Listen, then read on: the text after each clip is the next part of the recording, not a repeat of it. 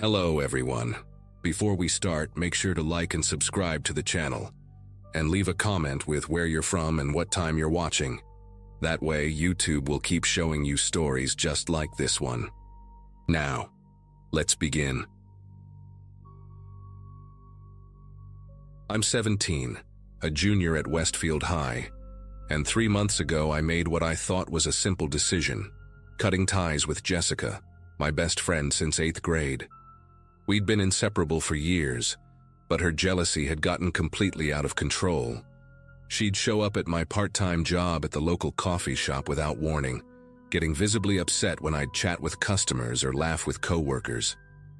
If I mentioned hanging out with other friends, she'd go silent for days, then bombard me with passive-aggressive texts about how I was replacing her. The final straw came when she started following me around school, literally trailing behind me in the hallways like some kind of shadow. When I confronted her about it, she just stared at me with this blank expression and said she was making sure I was okay. That's when I knew I had to end it. The breakup wasn't pretty.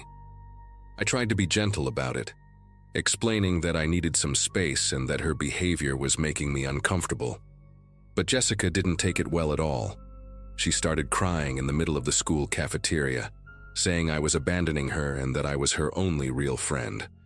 Other students were staring and I felt terrible, but I also felt this huge wave of relief. For the first time in months, I could breathe without worrying about her showing up somewhere unexpected or getting mad about some innocent interaction I'd had with someone else. I blocked her number, unfriended her on social media, and tried to move on with my life. For about 2 weeks, everything felt normal again. I should have known it wouldn't last. The messages started on Instagram. A blank profile with no photo, username just a string of random numbers, sent me a DM at 2:47 a.m. on a Tuesday. Nice jacket today. Red really suits you. I'd worn my red bomber jacket to school that day. It was my favorite, and I'd gotten compliments on it from a few people. At first, I figured it was just someone from school being friendly, maybe too shy to use their real account. But then I realized, how many people really pay that much attention to what I wear, and why message me anonymously about it? I screenshot the message to show my mom, but decided to ignore it. Maybe they'd just move on. 3 days later, another message came through. Your dog is adorable. Bella, right? She loves those tennis balls you throw for her in the backyard. My entire body went cold. Bella was my golden retriever, and I did play fetch with her in our backyard almost every day after school. But our yard was completely fenced in, surrounded by tall wooden panels.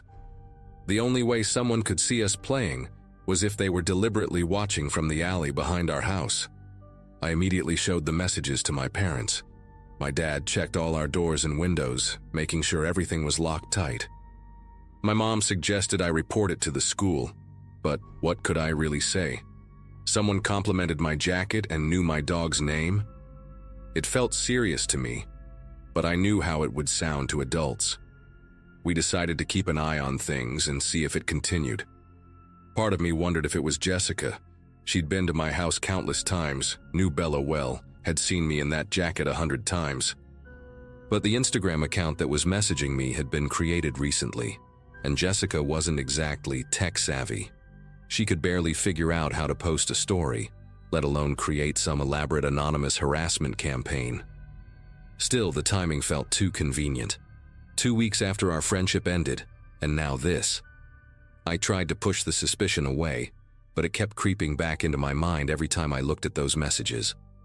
The messages kept coming, each one more unsettling than the last. A week later, you always order the same thing at lunch. Turkey sandwich, no mayo, extra pickles, predictable. Then, your locker combination is 182407, same as your birthday, not very creative. That one made my skin crawl because it was absolutely correct. My birthday was August 18th, 2007, and yeah, I'd used those numbers for my locker combination. But tons of people at school could have seen me opening my locker, could have figured out the pattern.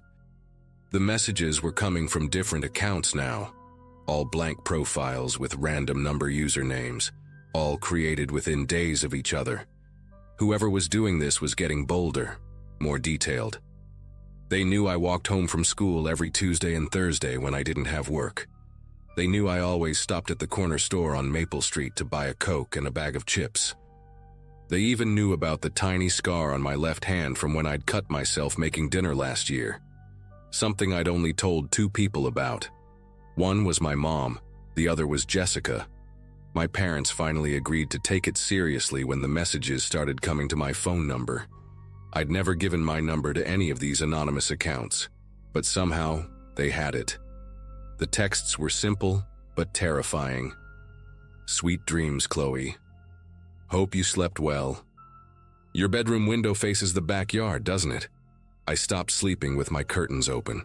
I started keeping my phone on silent at night because the messages would come at all hours. 3 a.m., 4 a.m., sometimes as late as 5 a.m. My parents contacted the police, but they said unless the messages contained direct threats, there wasn't much they could do. They suggested I document everything, which I was already doing, screenshotting every single message. The officer who came to our house was nice enough, but I could tell he thought it was probably just some kid playing pranks. He didn't understand the level of detail in these messages, how intimate the knowledge was. This wasn't random. This was personal. Then the messages turned darker. You think you're so much better than everyone else? You ruined everything. You'll pay for what you did.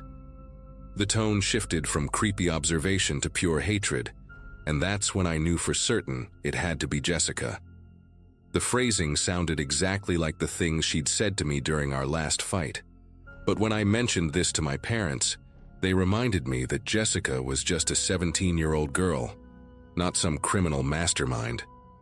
How could she have gotten my phone number when I'd blocked her everywhere? How was she creating all these fake accounts? My dad suggested maybe she had help, maybe other friends who were angry about our friendship ending. But Jessica didn't really have other close friends. That had been part of the problem. She'd been completely dependent on me for social interaction, which is why she'd gotten so possessive in the first place. The mystery was driving me crazy, but the fear was worse. I started checking locks obsessively, looking around corners, jumping at every unexpected sound. The threats became more specific about 2 weeks later. I know where you work. I know where you live. I know how to hurt you. And then the one that made me physically sick. I know about Bella. Dogs are so fragile, aren't they? I showed that message to my parents immediately, and my dad called the police again. This time they took it more seriously because it was a direct threat against our pet. They said they'd increase patrols in our neighborhood and suggested we install security cameras. My mom took time off work to be home with me after school, and we started bringing Bella inside during the day instead of letting her roam the backyard. I felt like a prisoner in my own home, constantly aware that someone was watching, waiting, planning. The worst part was not knowing for sure who it was. Every time I saw Jessica at school, I studied her face for any sign of guilt or satisfaction, but she just looked sad and tired. She'd lost weight, had dark circles under her eyes, and barely spoke to anyone. Part of me felt sorry for her, but another part wondered if it was all an act.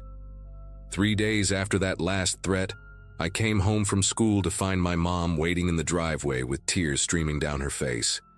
She didn't say anything, just grabbed my hand and led me to the backyard.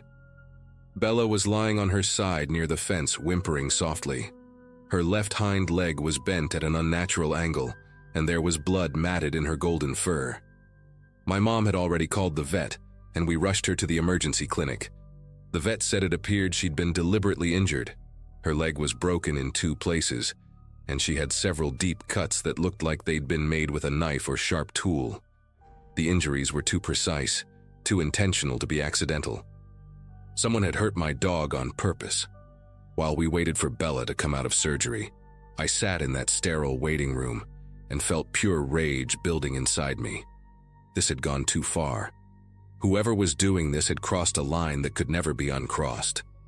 My sweet, innocent dog had been tortured because of some sick game. The police treated it as a serious crime this time. They dusted our fence for fingerprints, searched the backyard for evidence, and interviewed neighbors to see if anyone had seen anything suspicious. One neighbor, Mrs. Patterson from 3 houses down, mentioned she'd seen a figure in dark clothing climbing through the alley behind our house around noon, right when I was at school and my mom was at work.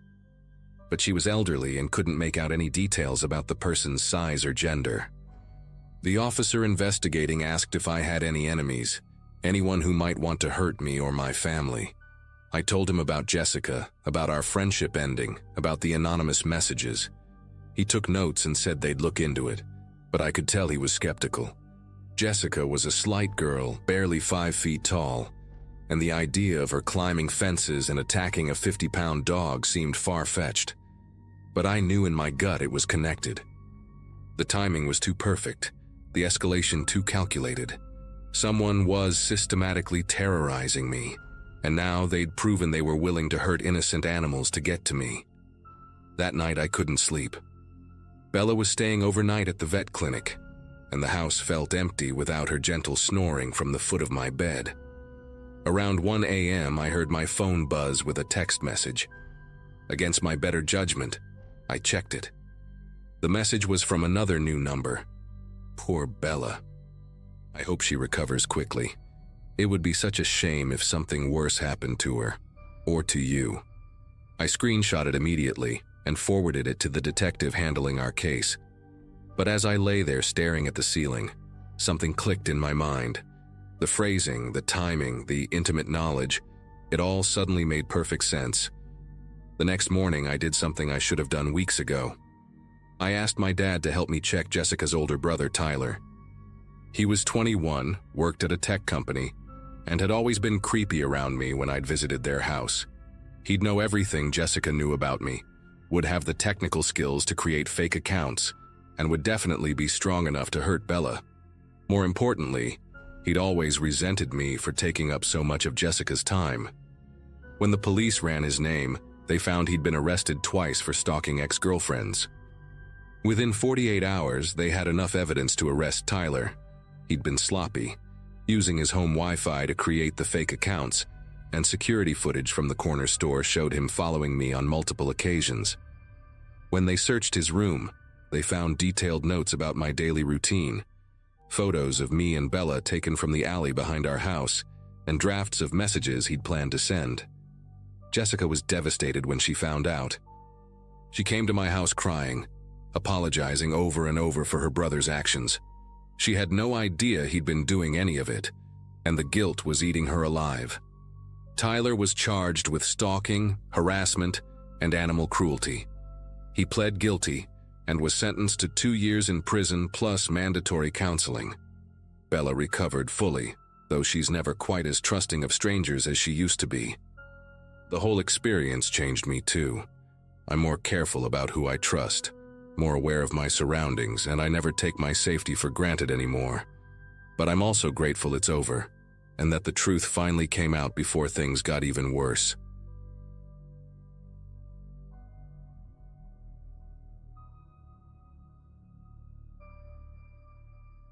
Never thought I'd be the type to share something like this on the internet, but here we are. I'm a 28-year-old elementary school teacher living in a quiet town in Ohio, and what happened to me last year still gives me chills when I think about it. At the time all this started, life was pretty routine. I'd just gotten my tenure at Maplewood Elementary, was dating this amazing guy named Kevin who worked at the local bank, and honestly felt like I had everything figured out. I lived in this cute little duplex on Elm Street with my cat Whiskers, had a small but close group of friends, and spent most of my evenings grading papers or binge-watching Netflix. Nothing too exciting, but I was content. I'd grown up in this same town, graduated from the local high school 10 years earlier, and while some people found small-town life boring, I loved the predictability of it all. Everyone knew everyone, and drama was usually limited to who was dating whom or whose dog got loose again.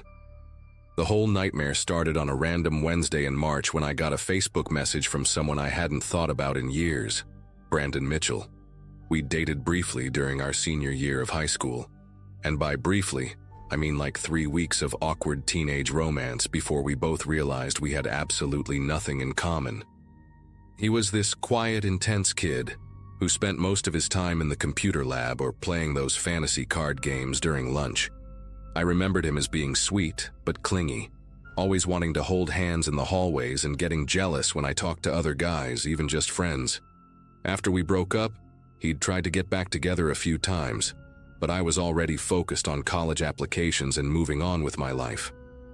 I hadn't heard from him since graduation, and honestly, I'd completely forgotten he existed until that message popped up on my phone while I was making dinner. The message was simple enough, just, "Hey Amber, how have you been? Saw your profile and thought I'd say hi." Seemed harmless, right? I should have trusted my gut and ignored it completely. Against my better judgment, I replied. Just basic small talk. Told him I was teaching, asked what he was up to. He said he was working in IT for some company in Columbus, about an hour away from my town. The conversation stayed light for the first few days, catching up on mutual friends, reminiscing about high school teachers we both remembered. He seemed normal, maybe a little too eager to keep the conversation going, but nothing that raised any red flags. He'd message me every morning with "Good morning, beautiful," and every night with "Sweet dreams," which felt a bit much for someone I hadn't spoken to in a decade. But I figured maybe he was just being friendly. I mentioned Kevin once, casually, when Brandon asked if I was seeing anyone. His response was weird. Just "oh," followed by a long pause. Then he changed the subject completely. That should have been warning sign number 1, but I brushed it off. I was being polite, nothing more, and I figured the conversation would naturally fizzle out after a few more days. But it didn't fizzle out. Instead, Brandon started getting more personal, asking about my daily routine, what time I got home from work, if I lived alone. When I kept my answers vague, he'd find ways to circle back to the same questions later. He started commenting on every single thing I posted on Facebook, photos, status updates, even when I'd check in at the grocery store or the gym. The comments weren't inappropriate exactly, but they were constant and oddly specific. Like when I posted a photo of my coffee one morning, he commented, "Looks like you're at that little cafe on Main Street again. You always did love their blueberry muffins." The thing is, I'd never mentioned loving blueberry muffins, not in our recent conversations or back in high school. It was such a random, specific detail that it made me pause. How did he even remember that? Or worse, how did he know I still went there? I started paying more attention to his comments after that, and they all had this same quality. Too detailed, too observant, like he was keeping track of patterns in my life that even I didn't realize I had. The first physical sign that things were escalating came on a Friday afternoon in late April. I got home from work to find a small package on my porch. No delivery truck in sight, no return address, just a brown paper bag with my name written on it in neat handwriting. Inside was a small, succulent plant in a ceramic pot, the kind I'd posted about wanting to buy for my classroom just a few days earlier on Instagram. There was a note attached. "Thought you might like this for your garden. B." My heart started racing because I'd never given him my address. I lived in a duplex on a quiet street, and while it wasn't exactly hidden, you'd have to know where to look. I immediately called my landlord to ask if anyone had been asking about me, but he said no. That night I went through all my social media accounts, checking what information was public, but my address wasn't listed anywhere. I even asked my neighbor if she'd seen anyone drop off the package, but she'd been at work all day. The whole thing made me incredibly uneasy. But when I confronted Brandon about it through message, he acted like it was no big deal. "Found your address in the phone book," he said. "Thought you'd appreciate the gesture." Except our town hadn't had a physical phone book in years, and I wasn't listed in any online directories. That weekend, Kevin came over for dinner, and I told him about the plant and the weird messages. He didn't seem overly concerned at first, said it was probably just some guy trying to reconnect who didn't understand boundaries.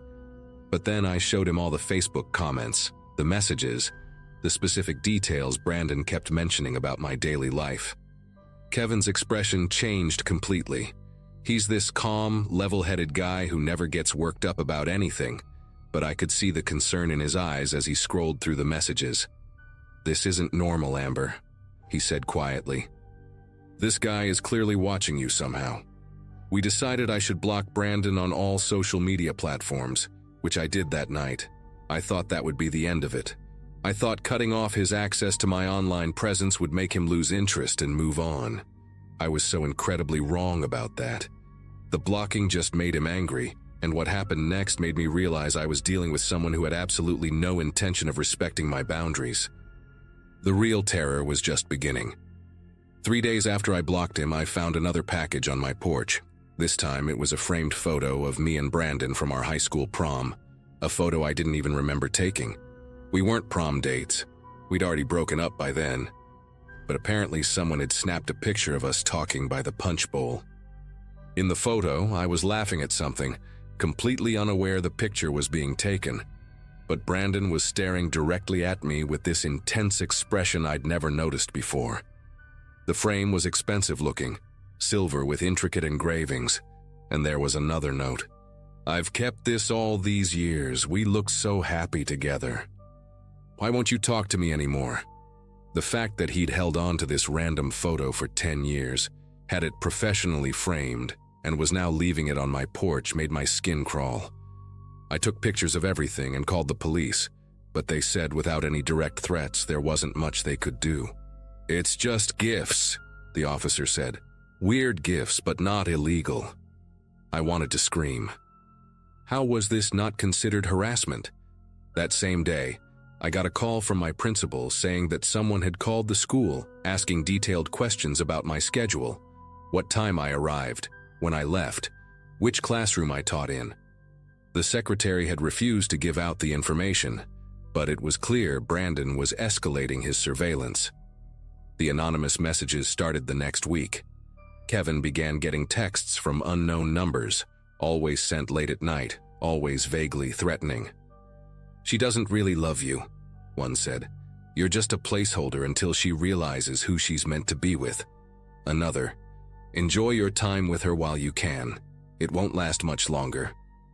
The messages were never overtly threatening enough to warrant police action, but they were persistent and clearly designed to mess with Kevin's head. He showed me every single one, and I could see how much they were affecting him. Kevin had never been the jealous type, but these messages were making him paranoid and suspicious. He started asking me questions about my past with Brandon, wanting to know details about our relationship that I'd never thought were important. The worst part was that Brandon somehow knew things about Kevin too. His full name, where he worked, even his car model. One message referenced Kevin's blue Jeep Cherokee, which made us both realize that Brandon had been watching us together. He knew what Kevin looked like, what he drove, probably where he lived. The feeling of being constantly observed was suffocating, like having invisible eyes following my every move. By June, the situation had completely taken over my life. I'd changed my phone number twice, but somehow Brandon always found the new one within days. He'd call at random hours, never saying anything, just breathing into the phone before hanging up. I stopped posting anything on social media, made all my accounts private, even deleted my Instagram entirely, but the packages kept coming. Flowers, books, jewelry, always with those handwritten notes that got progressively more disturbing. "I know you're ignoring me, but I won't give up on us," one said. "We're meant to be together, and deep down you know it too." The gifts started appearing in places that should have been secure. Tucked under my car windshield wiper in the school parking lot. Left in my mailbox despite the fact that it was technically federal property, even placed inside my classroom somehow. That last one really shook me. I'd locked my classroom door when I left for lunch, and when I came back, there was a small music box on my desk playing our old prom song. The janitor swore he hadn't let anyone in, and the principal confirmed that no visitors had been logged during lunch period. How was Brandon getting into my workplace? I started staying late at school just to avoid going home, terrified of what I might find waiting for me. My neighbors were getting creeped out too. Mrs. Henderson next door mentioned seeing a man sitting in a car outside our duplex at strange hours, just watching the building. The breaking point came on a sweltering July evening when Kevin and I were having dinner at Romano's, this little Italian place we'd been going to for months. We were sitting at our usual table by the window, talking about maybe taking a weekend trip to the lake, when Kevin suddenly went pale. He was staring at something behind me, and when I turned around, Brandon was sitting 3 tables away, just watching us eat. He wasn't trying to hide or be subtle about it.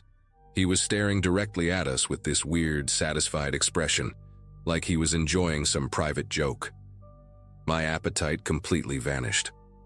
Kevin immediately stood up and walked over to Brandon's table, and I could see them having this tense, quiet conversation.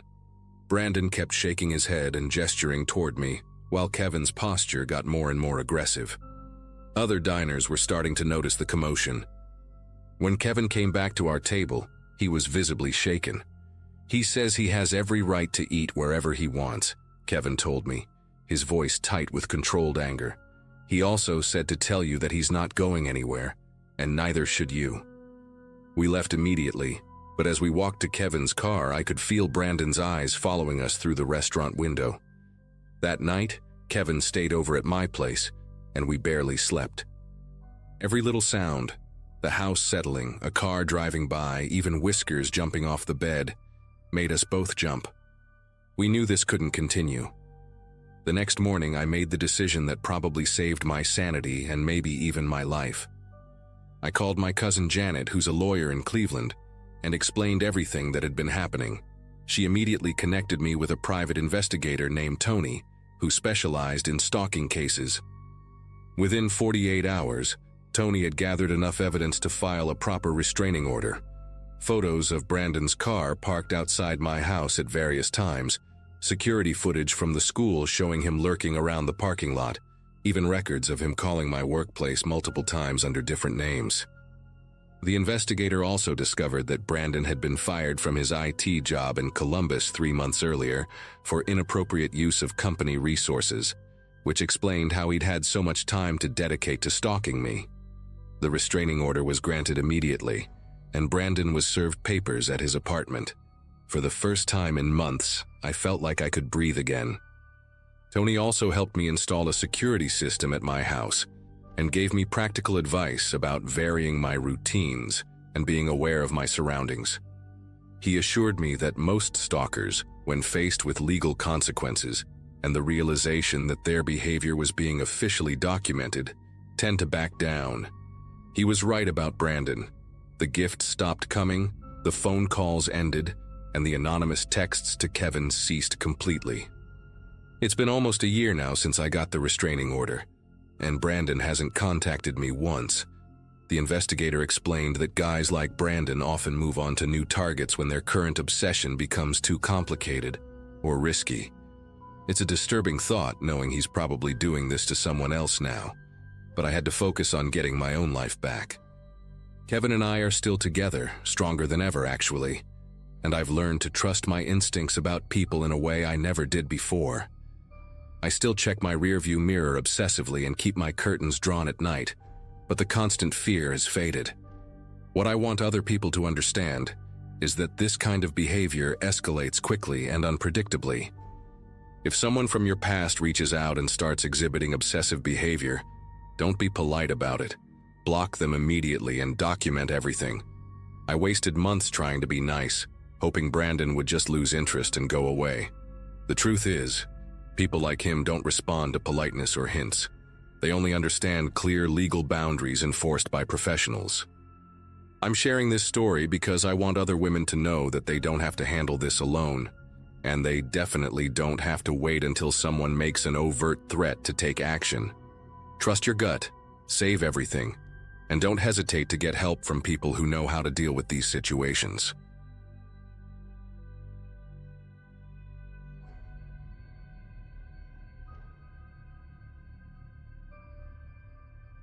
Right. I need to tell someone about this because it's been eating at me for months now. I was 22 and had just taken this overnight job at a 24-hour gas station called Quick Stop about 15 miles outside Portland, Oregon.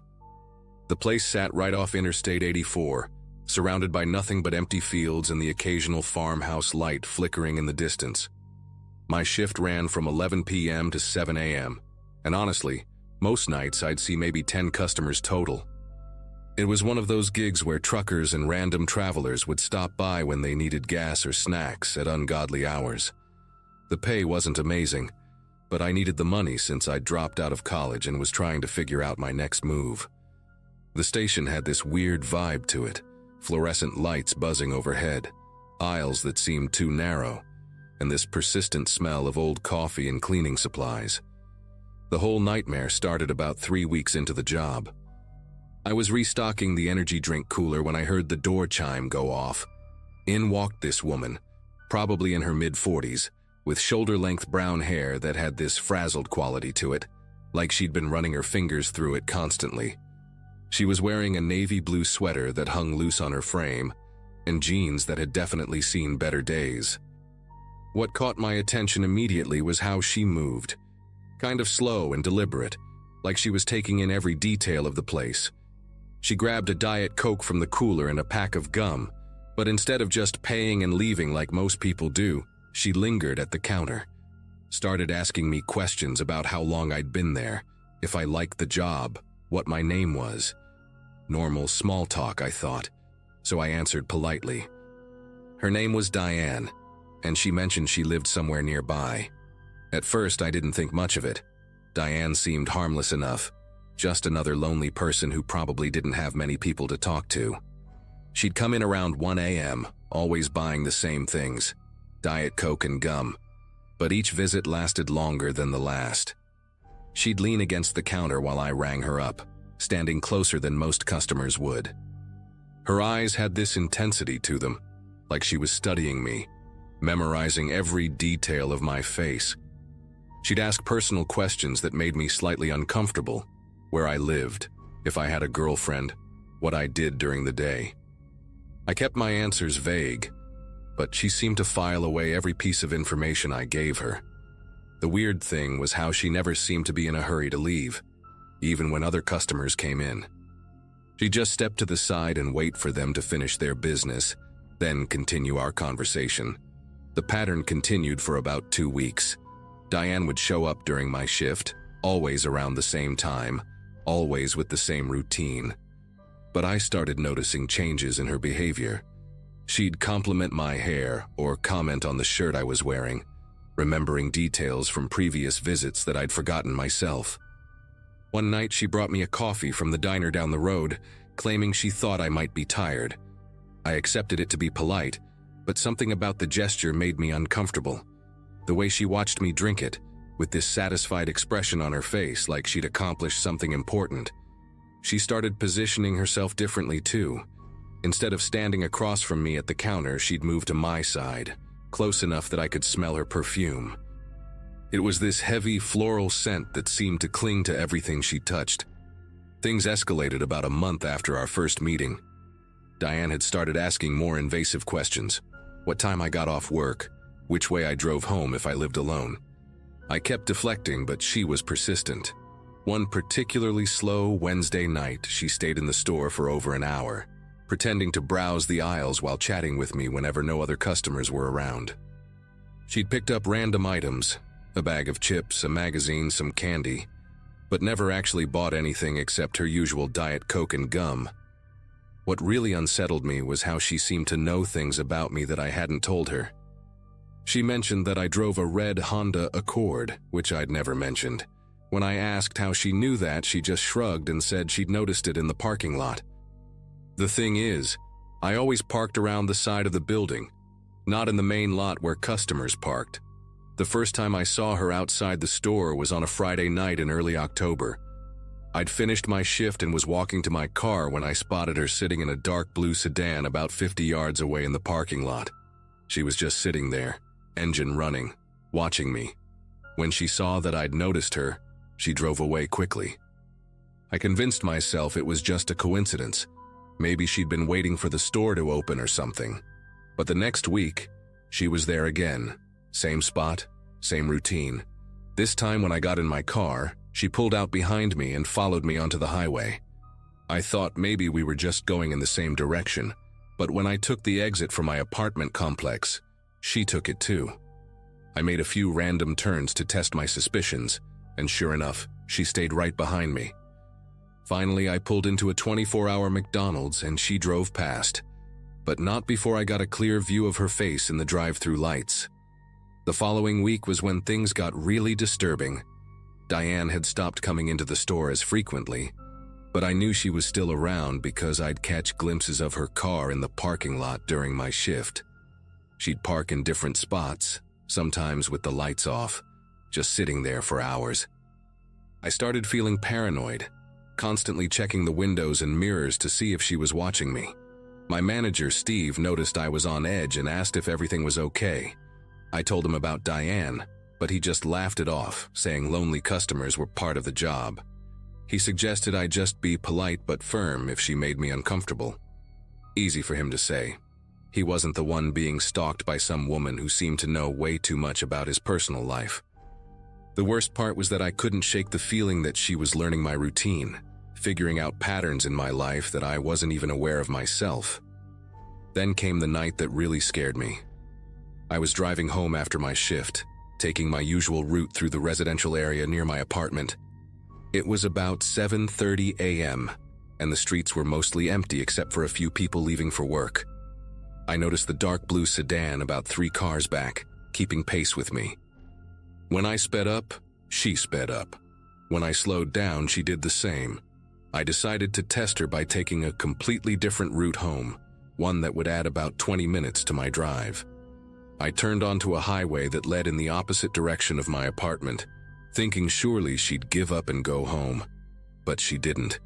She followed me for over 20 miles, through small towns and rural roads I'd never even been on before. My heart was pounding as I realized just how determined she was. I eventually circled back toward my apartment, but by then I was too rattled to go home. I spent the rest of the morning at a diner, drinking coffee and trying to figure out what to do. For the next few days, I varied my routine as much as possible. I'd leave work at different times, take different routes, sometimes even sleep at my buddy Jake's place across town. But somehow, Diane always seemed to find me. I'd see her car parked near my apartment complex, or catch a glimpse of her in my rearview mirror on roads I'd never taken before. The woman was relentless.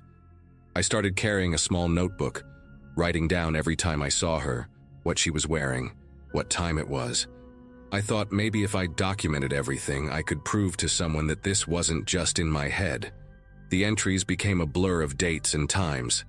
October 12th, 2:15 a.m., saw her car in grocery store parking lot. October 14th, 7:45 a.m., followed me to Jake's apartment. She was always there, always watching, and I was running out of places to hide. The breaking point came on a Wednesday night in late October. I'd finished my shift around 7 a.m. and was exhausted from staying up late the previous day trying to avoid Diane. I just wanted to go home, take a shower, and sleep. As I walked toward my car, I noticed the parking lot was completely empty, except for my Honda Accord. No sign of the dark blue sedan anywhere. For the first time in weeks, I actually relaxed a little bit. I drove home taking my normal route, not bothering to check my mirrors every few seconds like I'd been doing. When I pulled into my apartment complex, I felt this huge wave of relief wash over me. Maybe she'd finally lost interest. Maybe this nightmare was actually over. I parked in my usual spot and grabbed my backpack from the passenger seat, already thinking about how good it would feel to crawl into bed. But as I walked toward the entrance to my building, I saw a figure sitting on the concrete steps leading up to the main door. It was Diane, and she was smiling at me like we'd planned to meet there. "Hey there," she said, standing up as I approached. She was wearing the same navy sweater from our first meeting, but now it had stains on it, and her hair was greasier than usual. "I've been waiting for you. I wanted to talk without all those cameras at the store watching us." The way she said cameras made my skin crawl, like she'd been thinking about them for a long time, planning around them. I stopped about 10 feet away from her, every instinct telling me not to get any closer. She took a step toward me, and I could see dark circles under her eyes like she hadn't been sleeping much either. "I know you've been avoiding me," she continued, her voice getting this weird sing-song quality to it. "But I figured out where you live. It wasn't that hard, actually. I just had to be patient." She reached into her purse and I tensed up, ready to run, but she just pulled out a folded piece of paper and held it out to me. I wrote you a letter. I think we should be together. I think we're meant to be together. Her eyes had this glassy look to them, like she was completely disconnected from reality. That's when I realized I had to do something drastic. I pulled out my phone and started recording her, making sure she could see what I was doing. Diane, I need you to leave me alone, I said, speaking clearly for the recording. I don't want to talk to you. I don't want you following me. I want you to stay away from my apartment and my workplace. She looked confused at first, then angry. You don't understand, she said, her voice rising. We have a connection. I can feel it. You feel it too. I know you do. I kept the phone pointed at her and started walking backward toward my car. I'm calling the police if you don't leave right now, I told her. That seemed to snap her out of whatever trance she was in. She looked at the phone, then at me, and something shifted in her expression. For the first time since I'd met her, she looked genuinely frightened. She grabbed her purse and ran toward the parking lot, and I heard a car door slam and an engine start. I waited until I was sure she was gone, then called the police and my manager, Steve. The cops took my statement and the recording, and they said they'd patrol the area more frequently. Steve was apologetic about not taking my concerns seriously and agreed to ban her from the store. I never saw Diane again after that night, but I quit the gas station job 2 weeks later. Even now, months later, I still check my mirrors obsessively when I'm driving, and I always make sure my apartment door is locked tight.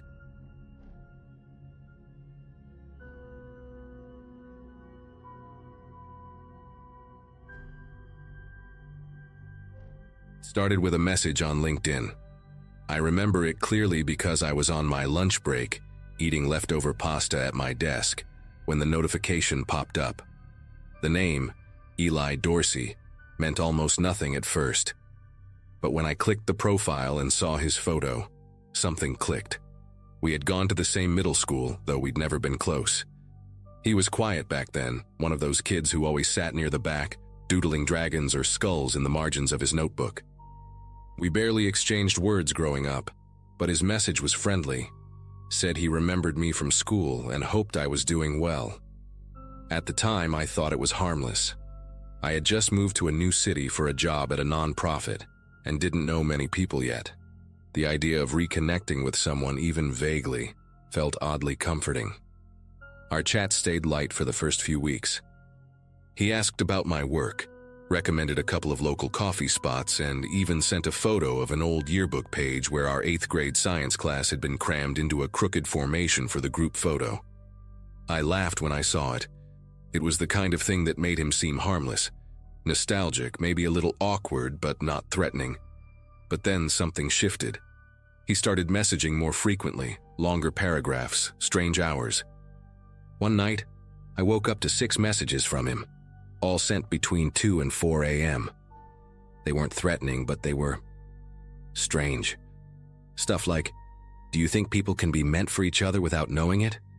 Or, "I wish I'd noticed you more back then." The kind of things that make you tilt your head and wonder what this person really wants from you. I didn't reply right away. I needed time to think about how to set a boundary without being rude. A few days later, I walked into work and stopped dead just inside the lobby. Eli was standing near the reception desk, holding a bouquet of yellow lilies wrapped in that crinkly clear plastic. He smiled like this was a normal thing to do, as if surprising someone you hadn't seen in nearly 15 years with flowers at their workplace was totally fine. My heart thudded a little too hard as I stepped toward him, forcing a polite smile. I asked what he was doing there, trying to keep my tone light. He said he was just passing through and thought it'd be nice to say hi in person. I told him I was in meetings all day and couldn't talk. He looked disappointed, almost hurt, but he nodded, handed me the flowers, and left without another word. I left the flowers in the break room and didn't take them home. Something about the whole thing felt intrusive, even if he hadn't said anything outright alarming. That same evening, I sent him a short message saying I appreciated the gesture, but I didn't feel comfortable continuing the conversations outside of a professional setting. I thought I was being clear without being cruel. He read the message almost immediately, then nothing. No reply, no reactions. For a day or two it was quiet and I figured that was the end of it. Then the calls started. At first it was just one unknown number around 11 p.m. I let it go to voicemail. When I listened to it the next morning, it was Eli. His voice was calm, almost sheepish. He said he was sorry if he came on too strong, that he just felt this connection he couldn't explain. I didn't respond. That day, I got 3 more calls from 3 different numbers, one from an out-of-state area code I didn't recognize. None of them left messages, but it was clear they were him. By the end of the week, I'd gotten nearly a dozen calls, each from a different number, each coming later at night than the last. On the 6th night, one of the voicemails was different. He wasn't calm anymore. His voice was shaky, almost like he was pacing while talking. He said things like, "You don't understand how hard it is to be ignored, and I just want you to give me a chance." The last line made me stop cold. "If you don't talk to me, I'll have to come see you again. And this time I won't leave so quickly." That was when I blocked every number I could, contacted our building security, and gave them his photo. I even told my supervisor everything, just in case he tried to show up again. What scared me most wasn't just what he said, it was the tone, like he genuinely believed I owed him something, that we had some unfinished story between us, one that he was determined to finish with or without my consent. I started parking in a different garage, left work with a coworker whenever I could, and stopped going out alone. For the first time since moving to the city, I didn't feel free. Every buzz on my phone made my chest tighten. I kept the blinds in my apartment drawn even during the day. It felt like I had become a character in someone else's story, and they were the only one holding the pen. One morning, a letter arrived at my apartment. No return address, just my name and unit number written in jagged handwriting. Inside was a single sheet of paper, no envelope. It was a printout of an old photo, one I hadn't seen in years. Our 8th grade class at a science museum, all of us in matching t-shirts. Someone had circled my face in red ink. Underneath, he'd written, "I noticed you back then. I never forgot." That's when I realized this wasn't some passing obsession. It had been festering in the background of my life for years without me ever knowing. I reported it to the police, but since he hadn't made physical threats or harmed me, there wasn't much they could do beyond filing a report. I started researching legal options and ended up talking to a woman in my building who happened to be a paralegal. She pointed me to a lawyer who specialized in harassment and stalking cases. With their help, I filed for a restraining order. It wasn't easy. I had to show them the call logs, the voicemails, the letter. Even then, the court took its time. There's something gut-wrenching about having to prove that your fear is legitimate. Like you need to wait for something worse to happen before anyone steps in. But after nearly 3 weeks, it was granted. He was legally ordered to stay away from me, my workplace, and my building. The calls stopped. No more letters. No one lingering outside the lobby. The silence was eerie at first, like that moment after a storm when you're still waiting for the next crash of thunder. I didn't feel safe right away. I still looked over my shoulder in parking lots, kept pepper spray in my coat pocket, and double-checked that my windows were locked every night. But slowly, the tension in my body started to ease. It took months before I could sleep through the night without waking up in a panic. I don't think I'll ever fully go back to the version of myself from before this happened. But I'm here, and I'm okay. And that counts for something. To this day, I don't know what finally made him stop. Maybe the restraining order scared him. Maybe he found someone else to fixate on. Or maybe he realized I would never play the role he'd written for me in his head. I still have the letter. I keep it in a folder with the court documents, tucked in the back of a drawer I rarely open. Not because I want to remember, but because I never want to forget how quickly something can shift from strange to dangerous, especially when someone decides they're entitled to your attention. I never thought a harmless message from a quiet classmate could end in legal paperwork and fear, but here we are.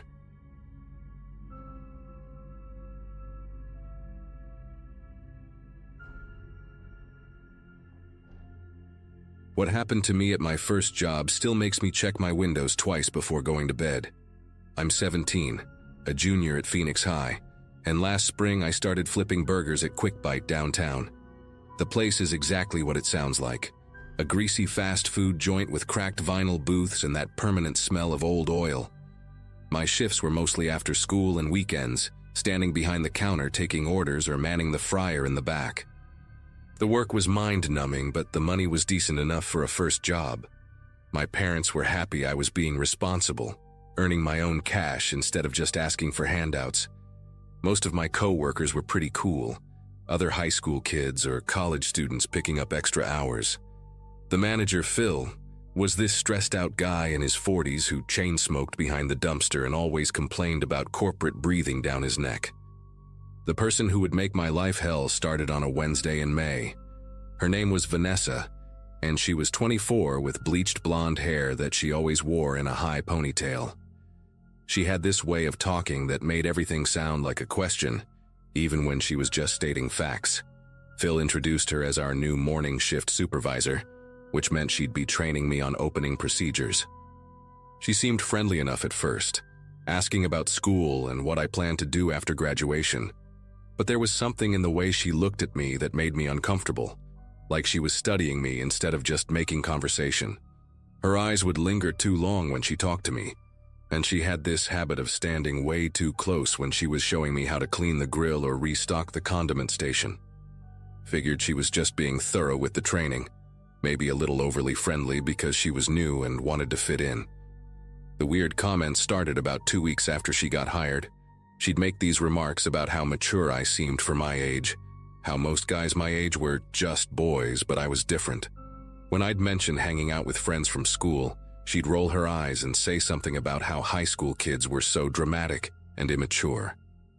She started bringing me coffee during my shifts, always remembering exactly how I liked it, even though I'd only mentioned it once. The other workers started noticing too. Marcus from the evening shift joked that I had a cougar after me, which made my face turn red. I tried to laugh it off, but inside I was getting more and more uncomfortable. Vanessa would find excuses to brush against me when we passed in the narrow kitchen, or she'd put her hand on my shoulder when she was explaining something that could have been explained from across the room. The breaking point came on a Saturday in June, when she cornered me in the walk-in freezer. I was grabbing boxes of frozen patties when she followed me in and closed the door behind her. The temperature was probably around 0 degrees, but I started sweating immediately.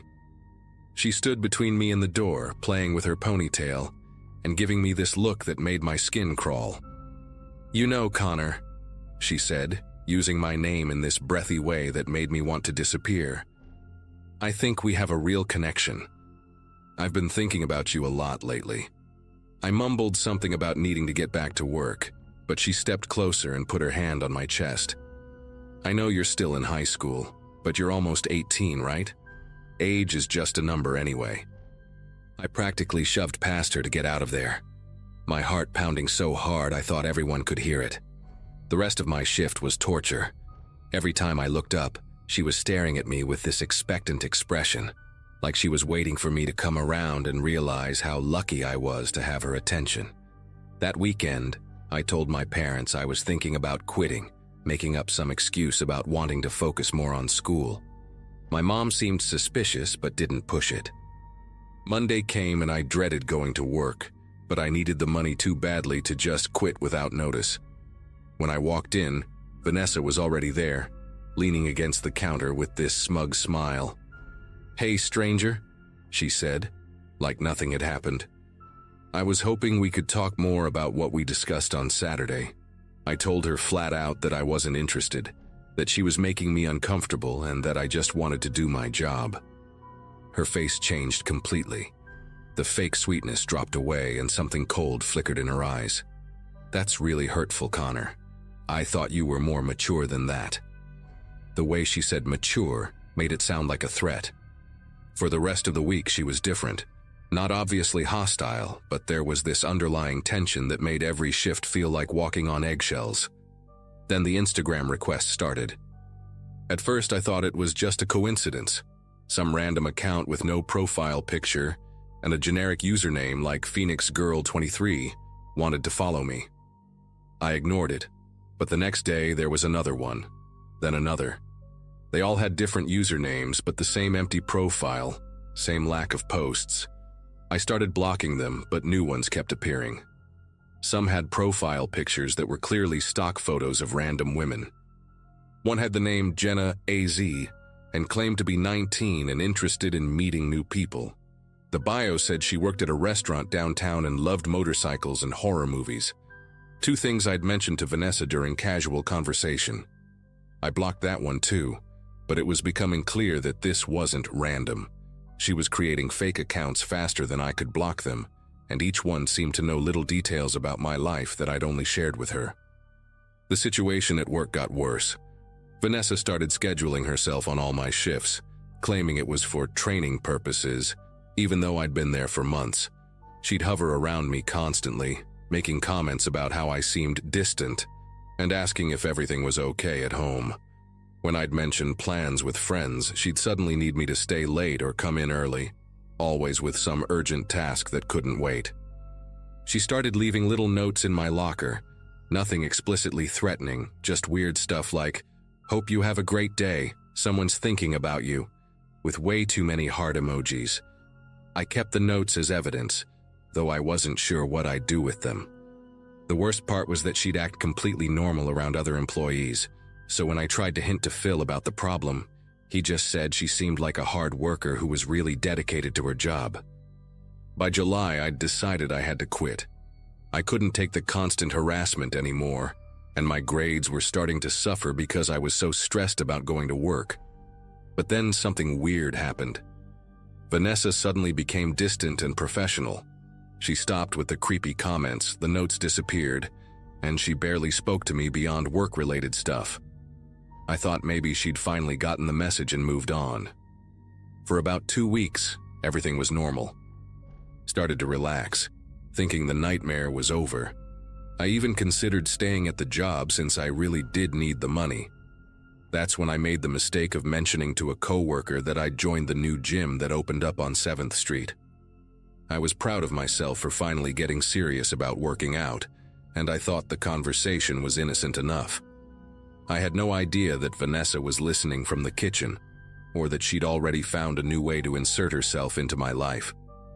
The gym was called Iron Phoenix, and I'd been going there for about a week when I met Amy. She was maybe 21, with short red hair and freckles, and she seemed genuinely nice. She introduced herself while I was struggling with the bench press, offering to spot me and giving me tips on my form. We started talking about workout routines, and she mentioned she was new to the area, just moved here from Denver for a job. She had this easy laugh and seemed really interested in hearing about my life, where I went to school, what I did for work, what kind of music I liked. It was refreshing to talk to someone who wasn't a high school kid or a stressed-out coworker. She always seemed to show up at the gym around the same time as me, and we'd end up working out together more often than not. Amy was encouraging without being pushy, and she had this way of making me feel more confident about myself. After a couple weeks, I started looking forward to seeing her there. But there were little things that nagged at me. Amy knew details about Phoenix that seemed odd for someone who'd just moved here, like which streets to avoid during rush hour, or where the good taco trucks were. When I mentioned Quick Bite once, she wrinkled her nose and said she'd heard the manager there was a real jerk, which was true, but oddly specific. She also seemed to know a lot about my schedule, always asking if I was going to be at the gym at certain times, like she was trying to coordinate our visits. The biggest red flag was when she mentioned that she'd grown up loving horror movies and motorcycles, the exact same interests that had shown up in those fake Instagram profiles. But I convinced myself I was being paranoid. Maybe lots of people in Arizona liked motorcycles, and horror movies were popular everywhere. I wanted to believe that Amy was just a normal person who happened to be interested in me, because the alternative was too creepy to consider. The truth came crashing down on a Thursday evening in September. I'd gotten home from the gym and was in my bedroom changing clothes when my phone buzzed with a text from an unknown number. The message just said, "Hope you had a good workout today," with a photo attached. When I opened it, my entire world tilted sideways. It was a picture of me walking out of Iron Phoenix taken from across the street. But that wasn't the worst part. The photo was clearly taken from outside my own house because I could see my bedroom window in the background, and there was a timestamp showing it was taken just 20 minutes ago. I was still wearing the same clothes from the gym, and whoever took this had been watching me walk from my car to my front door. My mouth went completely dry and I dropped my phone like it was on fire. Someone had been following me home, taking pictures of me without my knowledge, and they had my phone number. The final piece of the puzzle clicked into place when I saw Vanessa's car parked 2 blocks away the next morning. It was this beat-up silver Honda, with a distinctive dent in the driver's side door. I'd seen it in the Quick Bite parking lot dozens of times. She was sitting inside, wearing a baseball cap and sunglasses, but I recognized her profile immediately. When she saw me looking, she started the engine and drove away quickly. That's when I realized Amy at the gym had never existed. It was Vanessa the whole time, wearing colored contacts and a wig, changing her voice slightly, and pretending to be someone else. She'd been following me for months, creating elaborate fake personas to stay close to me, and now she was watching my house and taking photos of me through my bedroom window. I called the police that same day and showed them everything: the fake Instagram accounts, the notes from work, the photo of me outside my house. They took it seriously once they saw the evidence, especially the picture taken from outside my home. Vanessa was arrested at work the next day, and I found out she'd been doing this kind of thing to other people before me. She ended up pleading guilty to stalking and harassment charges, and I never had to see her face again. But I still check my windows twice before bed, and I'm a lot more careful about who I trust now.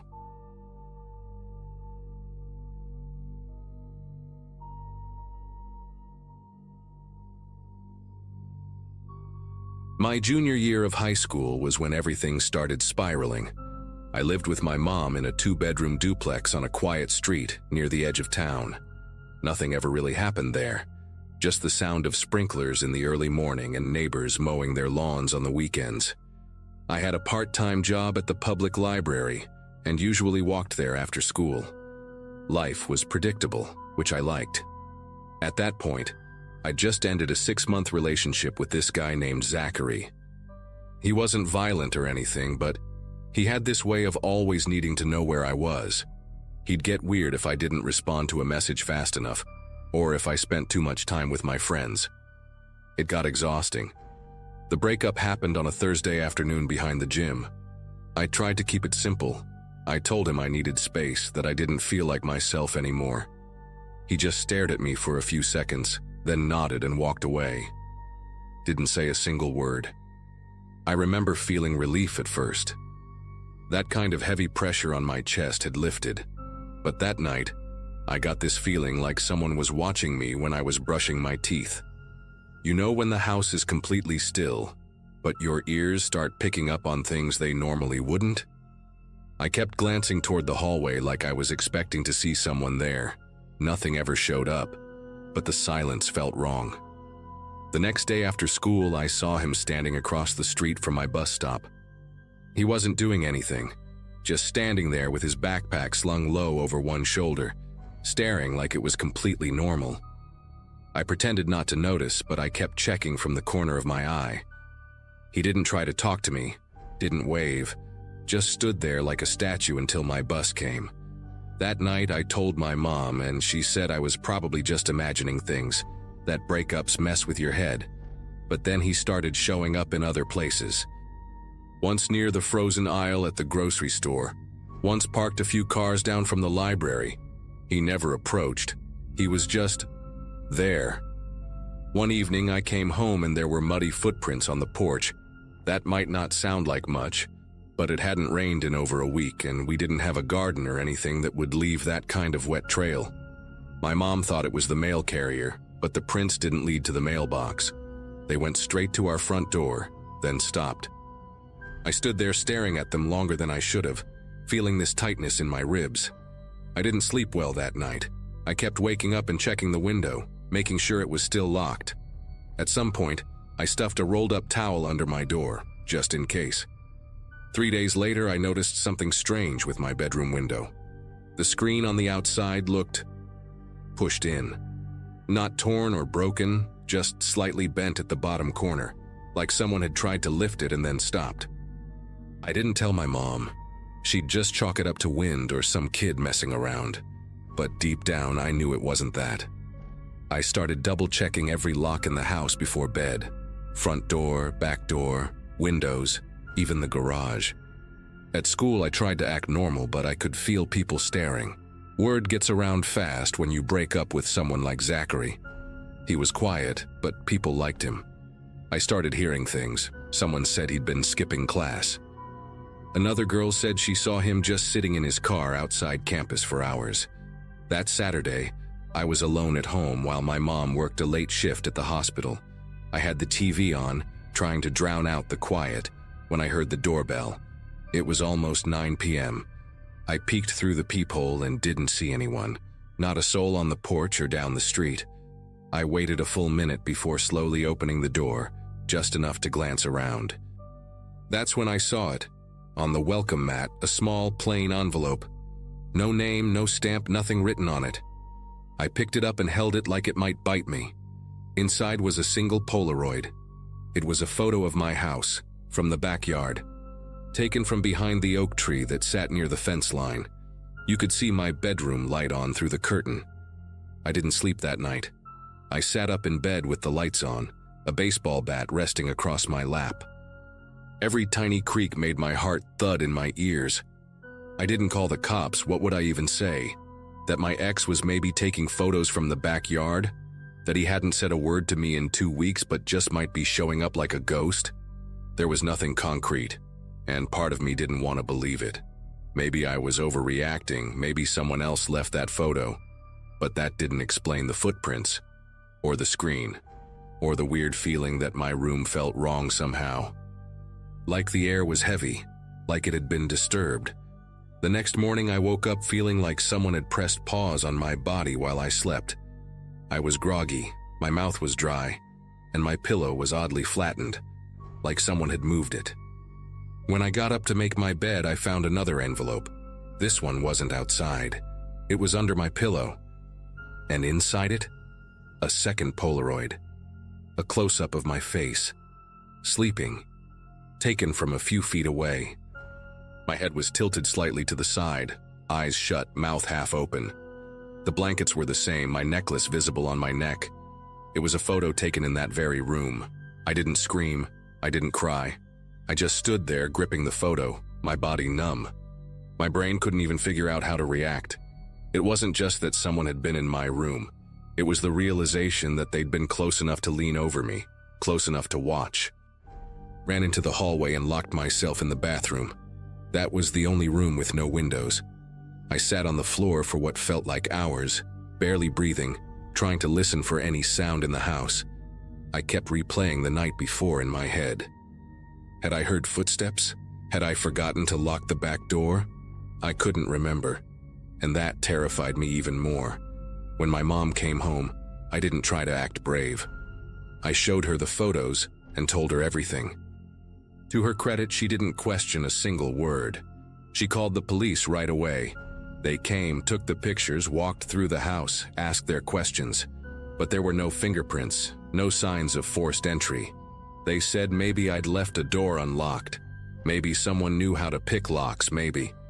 They patrolled the neighborhood for a few days, but I never saw a single squad car outside. My mom had a new deadbolt installed that same week, and she let me sleep in her room after that. She even got a motion-activated camera for the hallway. But nothing else ever happened. Zachary never came around again. At least not that I saw. He stopped showing up near the bus stop. His car was never parked down the street. It was like he vanished. Some people said he moved to live with his dad in another state, but I never got confirmation. I didn't want it. Just the thought of seeing him again made my skin crawl. I changed my routines completely, got dropped off at school instead of taking the bus, quit my job at the library, stopped going out alone. That was the hardest part. I felt like I had to shrink my life just to feel safe again. To this day, I still double-check every lock before going to bed. I still avoid sleeping on my side, like in that photo. And sometimes when I wake up in the middle of the night, I find myself staring at the door, just waiting for it to move.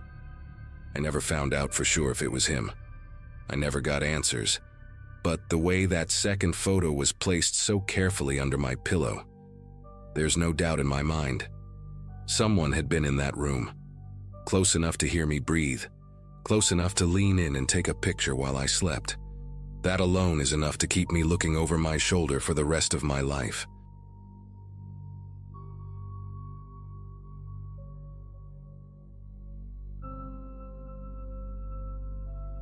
Senior year was supposed to be the best time of my life.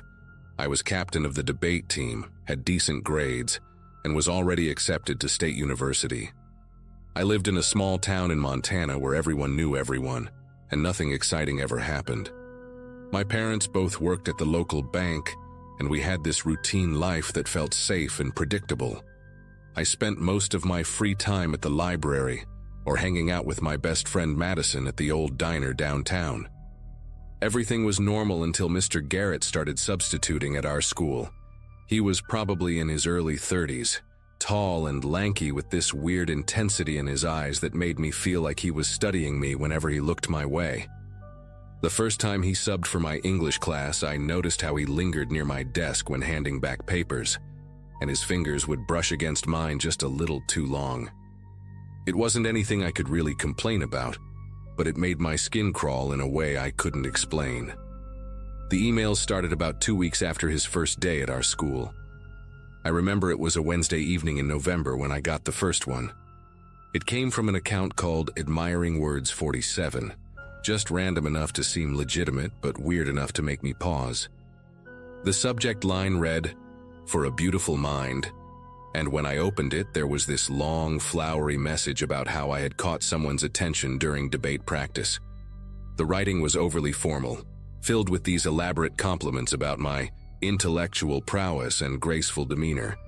It felt like someone trying too hard to sound sophisticated, using phrases like "your eloquent discourse" and "the ethereal quality of your thoughts." At first, I figured it was just some creepy guy from school who had gotten my email address from the student directory. I deleted it and didn't think much about it, but then another one came the next day, and then another.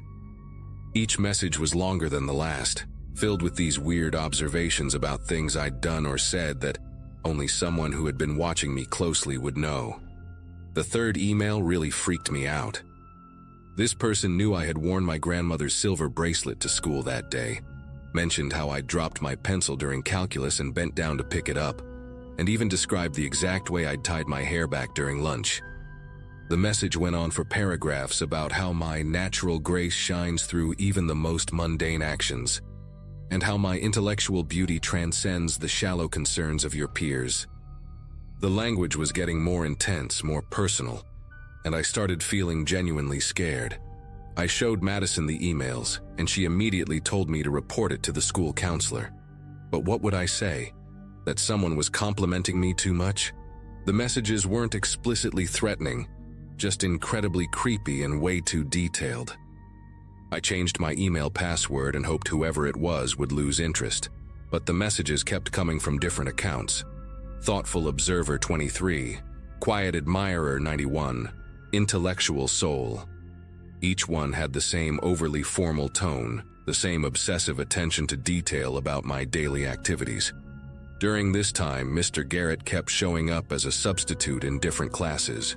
He'd sub for history, then science, then back to English again. It was like he was everywhere, and I started noticing how his eyes would follow me around the classroom. When I'd raise my hand to answer questions, he'd nod with this satisfied expression, like he was proud of me or something. During one particularly uncomfortable biology class, he assigned us to work in pairs and deliberately paired me with this quiet kid named Timothy who barely spoke. While we were working, Mr. Garrett came over and crouched down next to my desk, ostensibly to help us with the assignment. He positioned himself so close that I could smell his cologne, something woody and overwhelming that made me want to gag. He started asking me about my debate tournaments, my college plans, my favorite books, all while Timothy sat there awkwardly. His voice had this strange quality to it, like he was trying to memorize every word I said. When the bell rang, he told me to keep up the excellent work in this tone that made me feel like I needed a shower. The emails were getting more frequent and more disturbing. By December, I was receiving them almost daily, sometimes multiple times a day.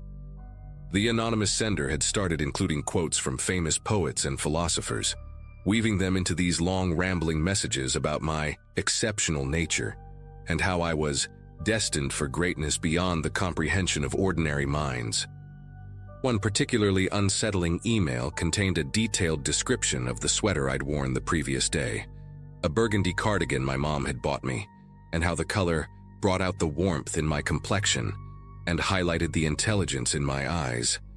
The writer knew I'd spilled coffee on it during lunch and had tried to clean it with a napkin. These weren't details someone could guess. They were observations from someone who had been watching me very carefully. I started feeling paranoid, constantly checking around me in the hallways, wondering who was studying my every move. The worst part was how the messages made me feel ashamed of existing, like my normal teenage activities were being cataloged and analyzed by some invisible presence. The breakthrough came during a particularly boring Friday afternoon in January. Mr. Garrett was substituting for our regular English teacher, Mrs. Thompson, who had been out sick for 3 days. He was supposed to be covering a unit on American poetry, but instead he started this weird lecture about the power of written expression and how true artistry lies in the ability to capture the essence of beauty through carefully chosen words. He was pacing around the classroom with this manic energy, gesturing wildly as he spoke. Then he started reading what he claimed was a poem by some obscure 19th century writer I'd never heard of. The words hit me like a physical blow. It was almost identical to a passage from one of the anonymous emails I'd received just 2 days earlier. He recited it word for word. "Your intellectual prowess shines like a beacon in the darkness of mediocrity, illuminating the path for those fortunate enough to witness your graceful discourse." I felt my chest tighten and my vision blur as the realization washed over me. This wasn't some random internet creep. It was him, standing right there in front of me, quoting his own sick messages to a room full of students who had no idea what was happening. The rest of that class period felt like a nightmare. I sat there trying to act normal while my mind raced with the horrible confirmation of what I'd suspected for weeks. Mr. Garrett kept glancing in my direction as he continued his bizarre lecture, and I swear I saw the hint of a smirk on his face when he caught me staring. It was like he wanted me to know, like this was some twisted game he was playing. When he quoted another passage, this one about how true beauty lies in the quiet moments of contemplation, I recognized it immediately from an email I'd received just that morning. The coincidence was impossible. The writing style, the vocabulary, the obsessive attention to detail about my appearance and behavior, it all matched perfectly. I kept my head down for the rest of the class, pretending to take notes while actually writing down everything he said that I recognized from the emails. By the time the bell rang, I had a list of at least 6 direct quotes that proved he was my anonymous stalker. That weekend, I finally told my parents everything. My mom nearly cried when she read through the emails I'd saved, and my dad got this scary look in his eyes that I'd never seen before. We spent hours going through each message, comparing them to the notes I'd taken during Mr. Garrett's class. The evidence was overwhelming. Not just the identical phrases, but the same grammatical quirks, the same pretentious vocabulary, the same obsessive focus on my daily activities. My parents immediately called the school principal, Mrs. Rodriguez, and demanded a meeting for first thing Monday morning. They also contacted the police, though the officer we spoke to warned us that unless the emails contained explicit threats, it might be difficult to pursue criminal charges. Still, he took copies of everything and said he'd look into it. That Sunday night, I barely slept, knowing I'd have to face Mr. Garrett again and pretend I didn't know what he'd been doing. The thought of sitting in his classroom, knowing he'd been watching me, cataloging my movements, writing those creepy messages, it made me feel sick to my stomach. Monday morning came too quickly. I arrived at school early with my parents for our meeting with Principal Rodriguez. We brought printed copies of all the emails, my notes from Mr. Garrett's class, and a timeline showing how the messages had escalated over the months. Mrs. Rodriguez listened with growing concern as we laid out the evidence. Her face grew pale when she saw the side-by-side comparison of the email quotes and my classroom notes. She immediately called the district office and explained the situation, then assured us that Mr. Garrett would be removed from campus pending a full investigation. The relief I felt was overwhelming, but it was mixed with this lingering fear that he might retaliate somehow. During first period, instead of Mr. Garrett, we had a different substitute, an elderly woman named Mrs. Franklin who seemed completely normal and didn't make me want to crawl out of my skin. Word spread quickly through the school that Mr. Garrett had been let go, though most students didn't know the real reason why. The investigation moved faster than I expected. Within a week, the district's IT department had traced the anonymous email accounts back to computers Mr. Garrett had used at various schools where he'd worked as a substitute. They found that he'd been creating fake accounts using the school's internet connection, thinking it would be harder to trace. The police discovered he'd been doing this to other female students at different schools across the county. I wasn't his only target. There were at least 4 other girls who had received similar messages over the past 2 years. The district fired him immediately and banned him from any school property. They also referred the case to the district attorney's office for possible criminal charges. I had to give a statement to the police, which was terrifying but also empowering. Sitting in that interview room, reading my emails aloud to the detective, I realized how much strength it had taken to recognize the pattern and speak up. The detective told me that my evidence was crucial in building a case not just against Mr. Garrett, but in protecting other students from his predatory behavior. The final resolution came 3 months later. Mr. Garrett was charged with stalking and harassment, and he eventually pleaded guilty to avoid a trial. He was sentenced to 2 years of probation, mandatory counseling, and a restraining order that prohibited him from contacting me or coming within 500 feet of any school property. The district also implemented new policies requiring background checks and monitoring of substitute teachers' internet usage. I testified at the sentencing hearing, and seeing him sitting at that defendant's table, no longer the intimidating figure who had made me feel so powerless, was incredibly cathartic. He looked smaller somehow, deflated, and when the judge read his sentence, he didn't even look up. The other victims and their families were there too, and we all hugged afterward, bonded by this shared experience of surviving his manipulation. It was surreal to think that my decision to pay attention to those repeated phrases, to trust my instincts about the connection between the emails and his classroom behavior, had led to protecting other students from the same violation. The whole experience changed me in ways I didn't expect.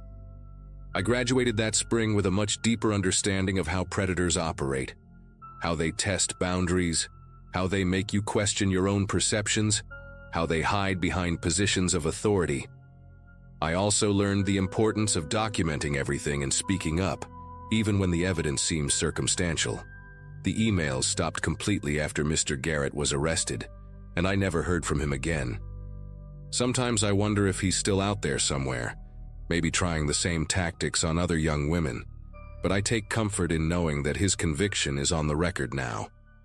Any future employer or school district will see what he did. I'm in college now, studying criminal justice, and I often think about that Friday afternoon when he quoted his own sick words to our class. That moment of recognition, terrifying as it was, became the key to stopping him. It taught me that sometimes the most important thing you can do is trust that uncomfortable feeling in your gut. It might just save not only yourself, but others too.